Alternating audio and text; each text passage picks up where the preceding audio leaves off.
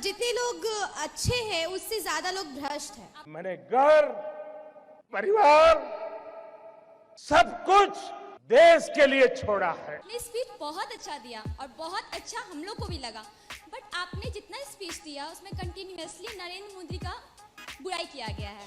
आखिर रीजन क्या है? आप 2014 से पहले का मेरा कोई स्पीच सुने हैं? मैं ना नरेंद्र मोदी के फेवर में हूँ ना आपके फेवर में हूँ, बट दोनों में आखिर क्या रीजन है कि आपने नरेंद्र मोदी का बुराई किया?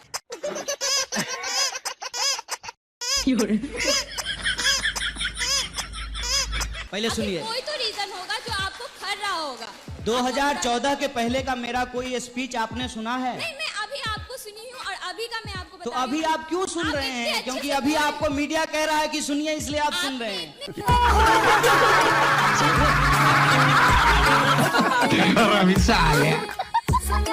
अच्छा बोला, इतने अच्छा आपने विचार प्रकट किया, बट आखिर कोई तो रीजन होगा जिसके कारण आपको नरेंद्र मोदी का कुछ बुरा लग रहा होगा कि नहीं, नरेंद्र मोदी इस चीज में बुरे हैं। इस सवाल का जवाब आपने दिया हुआ है। सिंपल इसका जवाब मैं बार बार देता हूँ। नरेंद्र मोदी आज देश के प्रधानमंत्री हैं और बतौर नागरिक हम आज के प्रधानमंत्री से सवाल करेंगे, देश के पहले प्रधानमंत्री से सवाल नहीं करेंगे। ये सिंपल सी बात है जी। और रही बात मेरी वफादारी पे, यदि आपको शक है, सिंपल समझ लीजिए कि मैं एक पार्टी के खिलाफ हूं और दूसरी पार्टी का अंध समर्थक हूं। अगर ऐसा आपको लगता है तो 2014 में हम पैदा नहीं हुए थे, हमारा जन्म जो है उससे पहले हुआ है। 2014 से पहले भी हम फेसबुक पे थे। तो आप थोड़ी कृपा कीजिए, थोड़ा मेहनत कीजिए और 2014 के पीछे का जाकर के हमारा टाइमलाइन चेक कर लीजिए। मोदी जी के खिलाफ कसम से एक शब्द नहीं बोला है हमने। किसके शिकार हो गए हम? क्यों, जब गुजरात के वो चीफ मिनिस्टर थे तो क्या उनमें आपको कोई बुराई नजर नहीं आई? अरे गुजरात के जो सीएम हैं उनका तो भाषण सुन लीजिएगा, माने मोदी जी जब सीएम थे, और आज के पीएम का भाषण सुन लीजिएगा तो हमको तो कुछ करना ही नहीं पड़ता है। Gujarat CM, when Narendra Modi was the CM of Gujarat, is completely adverse with current PM. In what sense? जैसे गुजरात के सीएम का भाषण सुनिएगा जब वो नरेंद्र मोदी जी थे वहां के, तो वो आधार के खिलाफ थे। आज क्या है? समर्थक।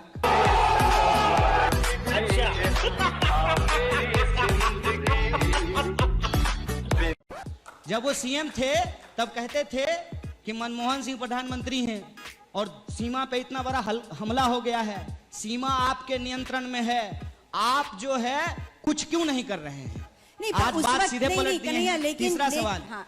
जीएसटी का विरोध करते थे मोदी जी, वो अपने विपक्ष आज की समर्थन भूमिका करना नहीं निभा कर रहे रहे थे, हैं। पर नरेंद्र मोदी की पेट्रोल का जब दाम बढ़ता था, पेट्रोल का जब दाम बढ़ता था तो वो प्रधानमंत्री से इस्तीफा मांगते थे और स्मृति जी अपना चूड़ी भेजते थे प्रधानमंत्री को।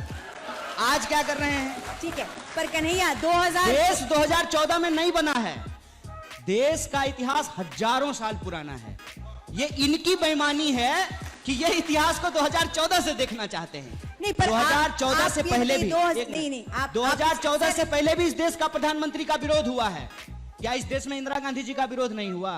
पीवी नरसिम्हा राव का विरोध नहीं हुआ? मनमोहन सिंह जी का विरोध नहीं हुआ? तो मोदी जी का विरोध कर रहे हैं तो कौन सा अपराध कर दिए हैं ये तो बताइए। मोदी जी देश है क्या? मोदी जी देश नहीं है ना, तो मोदी जी का विरोध करना देश विरोध कैसे हो गया ये हमको समझा दीजिए जरा सा। और रही बात आपके पास क्या अल्टरनेटिव है, वो सवाल पूछे, हम आपको अपना अल्टरनेटिव बताएंगे। You know that Kanhaiya, which was created by a group of media people. I am telling you, simply आप समझिए। आप मुझे नहीं जानते हैं और बिना जाने इतना उम्मीद पाल लीजिएगा तो फिर मोदी की तरह आपको कोई बेवकूफ बना करके चला जाएगा।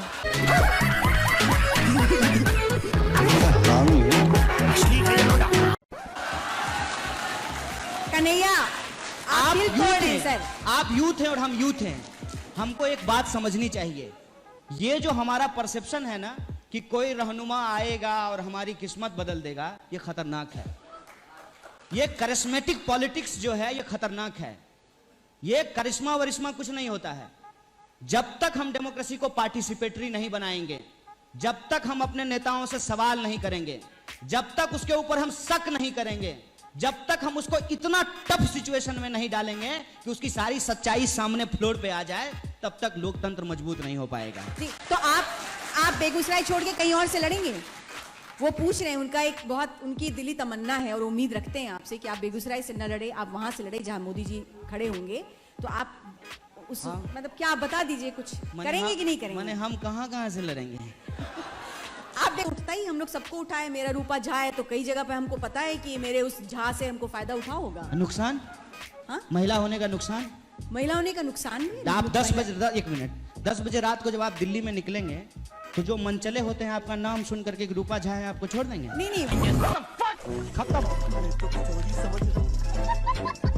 बाय बाय, टाटा, गया। वह बात वो नहीं है, बात वो नहीं है मनचले होने की, लेकिन रूपा झा नाम सुन करके और बहुत सारे अपने जिससे आप कास्ट आइडेंटिफाइड होते हैं उससे फायदा होता है, इससे आप इसको आप नकार क्यों उसका नुकसान नहीं होता है? वो आप कह रहे हैं कि आपकी जाति का आपको नुकसान हुआ है? होता है कि नहीं होता है? नहीं आप हमसे हम आपका इंटरव्यू ले रहे हैं कन्हैया, आप थोड़ी इंटरव्यू ले रहे हैं। ऐसा थोड़ी है। नहीं ऐसा थोड़ी है। आप सवाल नहीं, आप सवाल का जवाब दीजिए। हम आपसे सवाल भी करेंगे क्योंकि आपने मुझे कह दिया कि मैं एक यूथ लीडर हूँ। आपने कहा कि नहीं कहा? हम यूथ लीडर नहीं ना है। हम एक तरफा सवाल नहीं सुनेंगे। पत्रकार का काम है सवाल पूछना और आप हम और सारी जिम्मेदारियों से भाग जाना। कौन सी जिम्मेदारी? आपको यहाँ बुला के बैठा के आपसे बात कर रहे हैं तो अपनी पूरी जिम्मेदारी निभा रहे हैं। आप दिल पे मत लीजिए, हम आपको पर्सनली नहीं बोल रहे हैं। समझ रहे हो? नहीं, हम नहीं ले। जो देश में सिचुएशन है हम उस पे बात कर रहे हैं। ये नैरेटिव जो ये लड़का सामने से आज बोल रहा है, ये नैरेटिव कौन खड़ा किया है? तो ये है सच्चाई कि कास्ट का फायदा ये होता है लोगों नैरेटिव को। की हमारी खास जाति है, उसके चलते हमको पॉपुलैरिटी मिली है, ये मीडिया ने खड़ा किया है और उसी मीडिया ने हमको बदनाम किया है और उसी मीडिया का मैं क्रिएशन हूँ। ये मानते हैं कि नहीं मानते? ठीक है, ओके। देखिए मैं आपको बता देता हूँ भाई साहब, सिंपल एक बात याद रखिएगा, मेरा नाम कन्हैया कुमार है, मेरी जाति क्या है ये आपको पता है, लेकिन मेरा एक्चुअल हालत क्या है ये आपको नहीं पता है और मैं बताता भी नहीं हूँ। मुझे अपनी माँ को लाइन में लगा करके प्रधानमंत्री नहीं बनना है, मैं नहीं बताता हूँ। लेकिन एक बात मुझे आप बताइए कि मेरे साथ मेरा नाम कन्हैया कुमार ही होता, लेकिन मेरा जो टर्न आउट है सालाना वो 5 लाख करोड़ होता, तो ना ये हमसे सवाल पूछती ना आप हमसे सवाल पूछते। नहीं, और हमारी बेटी की शादी में सुन लीजिए, हमारी बेटी की शादी में पूरा का पूरा बॉलीवुड डांस कर रहा होता। क्या बात करते हैं सर? सामाजिक सच्चाइयों को ऐसे हमको ऐसे उड़ा नहीं देना चाहिए। और अगर मुझे अपनी जाति का फायदा लेना होता, एक बात बताइए, यहाँ कोर्ट की बात हो रही है जो कोर्ट ने टिप्पणी की है। मैं कोर्ट की बात नहीं कर रहा हूँ, मैं भी पॉलिटिकल बयान की बात कर रहा हूँ। कोर्ट पे टिप्पणी करने का अधिकार हमको नहीं है। हम बातें नहीं कर रहे हैं, हम पॉलिटिकल बयान की बात कर रहे हैं। अब मैं आपको देशद्रोही नहीं कहता हूँ, वो पॉलिटिकल बयान है तो उसका मतलब क्या है? क्यों कहेगा कोई? नहीं ये आप अगर हो, जब तक ये प्रमाणित नहीं होगा तो मैं कैसे कह दूं कि आप देशद्रोही हो? लेकिन लोग तो कह रहे हैं ना। सुन लीजिए, जवाब सुन लीजिए। लोग तो कह रहे हैं ना, लोगों की गिरफ्तारी की गई ना, लोगों को जेल में डाला गया ना, इस तरीका का माहौल तो आपको इस छोड़ा रिया कहा ना कि इनके खिलाफ आखिर प्राइम मिनिस्टर कोर्ट ने नहीं सुनिए, कोर्ट ने प्राइम पुलिस कमिश्नर को बुलाया। मैं भी बता, मेरे पास भी कुछ होता है। प्राइम मिनिस्टर ने बाजाप्ता दिल्ली के पुलिस कमिश्नर को बुलाया और कहा कि इन बच्चों पर ज्यादा आगे तेजी से नहीं बढ़ना है। ये बात मोदी जी की रहमो करम पे छूटे आपका नैया। अवधेश जी कह रहे हैं कि मोदी जी के रहमो करम पे आप बाहर आए। नहीं, ये इनका कहना है, इनकी जानकारी के मुताबिक। ये आज यही सबसे बड़ी साजिश है सुमित जी कि इस देश के भीतर जिसको जो काम करने के लिए निर्धारित किया गया है वो काम ना करके दूसरा सब काम कर रहा है। मसलन रक्षा के सवाल पे बयान जो है गृह मंत्री का आएगा, गृह मंत्री से संबंधित मामलों पे बयान कानून मंत्री का आएगा और कानून मंत्री से संबंधित मामलों पे वित्त मंत्री का बयान आएगा। मैं कह रहा हूँ कि चीजें सिस्टम में चलनी चाहिए। आप दोनों लोग अपनी अपनी बात कर रहे हैं, एक दूसरे की बात का जवाब नहीं दे रहे। मेरी बात समझिए, मैं क्या कह रहा हूँ कि कोर्ट है इस देश में, पुलिस है इस देश में, उसको अपना काम करने दीजिए। ये जो पॉलिटिकल माहौल बनाया जा रहा है हम भी उसी के खिलाफ बोल रहे हैं।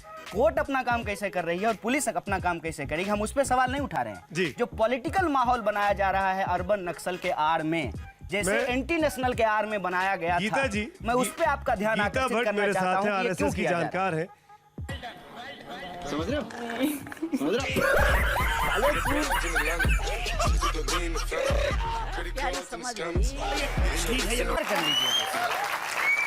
कन्हैया, आजाद कश्मीर पे आप क्या कहेंगे? आजाद कश्मीर कहाँ है? नहीं, नारे लगते हैं, आपकी क्या प्रतिक्रिया है उस पे? आजाद कश्मीर जब मैं कह रहा हूँ कि मैं संविधान को मानता हूँ तो इस देश की एकता और अखंडता में भी भरोसा करता हूँ। अपने मन में ही सपना आया, कुछ मान लिए।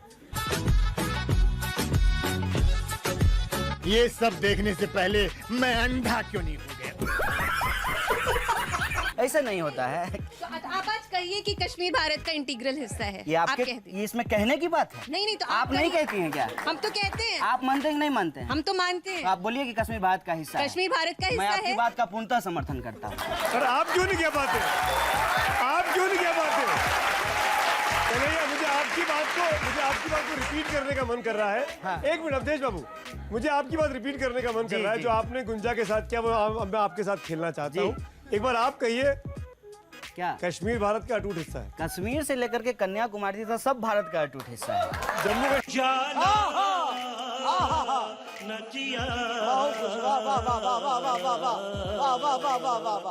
भारत का अभिन्न अंग है।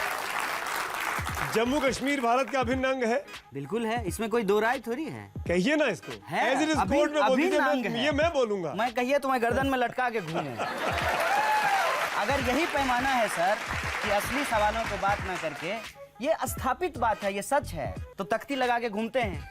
फिर हम बेरोजगार हैं ये सवाल भूल जाएंगे हम।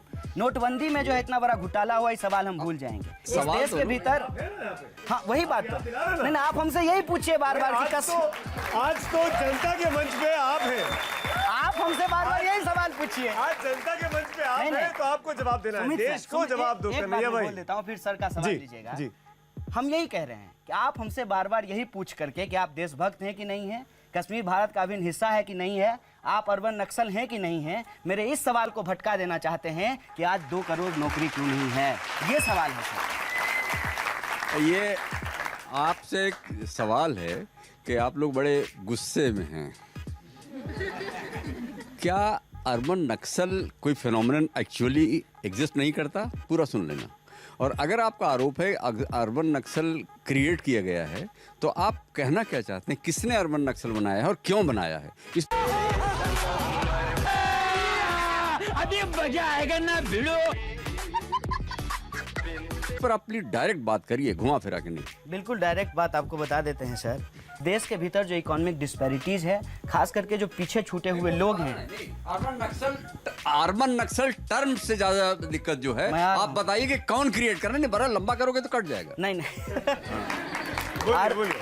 अर्बन नक्सल और रूरल नक्सल, सेमी अर्बन, मेट्रो नक्सल, बस नक्सल, ट्रेन नक्सल, सड़क नक्सल, गली गली नक्सल, इस तरीके का डिवीजन करने का कोई जरूरत नहीं है। नक्सल नक्सल होते हैं और वो लोग जो कानून में भरोसा नहीं आप करते मुझे हैं, बताइए। उनको ये टर्म दिया जाता है। ये टर्म जो कॉइन किया गया है सर, ये टर्म सबसे पहले दिल्ली के मुख्यमंत्री अरविंद केजरीवाल के लिए कॉइन किया गया था। अब आप मुझे बता दीजिए, क्या वो अर्बन नक्सल हैं?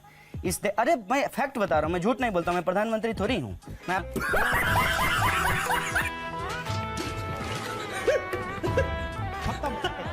आपको सच बता रहा हूँ। ये टर्म जो है, ये टर्म कॉइन किया गया है और कॉइन इस तरीके से किया गया है कि इस देश के भीतर जो भी लिखने पढ़ने बोलने वाले लोग हैं, जिनके के घरों में किताब है, उनको अर्बन नक्सल टर्न किया जा सकता है। पहले भी कुछ लोगों को नक्सलवादी बोल करके गिरफ्तार किया गया और कोर्ट ने उनको बरी कर दिया। ये फर्जी बहस है सर, मैं बार-बार ये कह रहा हूं। कौन नक्सलियों पर ज्यादा दुर्दांत सरकार है, यूपीए या एनडीए? सीधे से कंपैरिजन कर दीजिए और आज तय कर दीजिए। बात यह है कि मैं उस कार्यक्रम का आयोजक नहीं था और ना ही मैं वहां उपस्थित था। तीसरी बात यह है कि नारा लगा है कि नहीं लगा है, इसका जांच करने का काम पुलिस का है। 2.5 साल हो गया है, उस मामले में कोई गिरफ्तारी नहीं हुई है और इवन जिन लोगों को गिरफ्तार किया गया उनके ऊपर कोई आरोप पत्र नहीं दाखिल किया गया। ये फैक्ट है। अब रही बात कि देश के भीतर यदि ऐसा कुछ होता है किसी के भी द्वारा, ये एक गैर कानूनी गतिविधि है। असली मुद्दे देश के कन्हैया कुमार तय करेंगे। नहीं, जनता का सवाल, जनता का मुद्दा है।